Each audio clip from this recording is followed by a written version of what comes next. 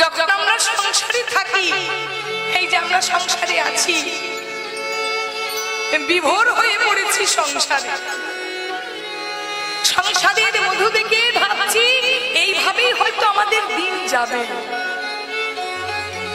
কিন্তু না, সময় এখনো বহু বাকি। তুমি যেমন কর্ম করেছো তোমাকে যে ফলটা পেতে হবে, তুমি যেমন করেছো তোমায় ফলটা তেমন পেতে হবে। তাই সময় বুঝে, সুযোগ বুঝে সংসার রূপী শালুকটিকে ত্যাগ করো।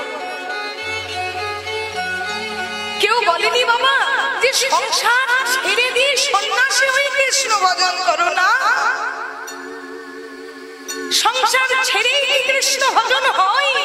তবে কত ছেলে মেয়েদের বিবাহ হয় না, কত ছেলে মেয়েদের মা বাবা থাকে না, কত ছেলে মেয়ে অনাথ হয়, কত সাধু সন্ন্যাসী ফকির কবিরাজ বৈদ্য কতজন থাকে, কত মৌলবী সাহেব সংসার করে না? বলুন, তারা কি আল্লাহর দেখা পেয়েছে, না তারা ভগবানের দেখা পেয়েছে? এত সোজা নয়, সংসারে থেকেও কৃষ্ণ ভজন হয়।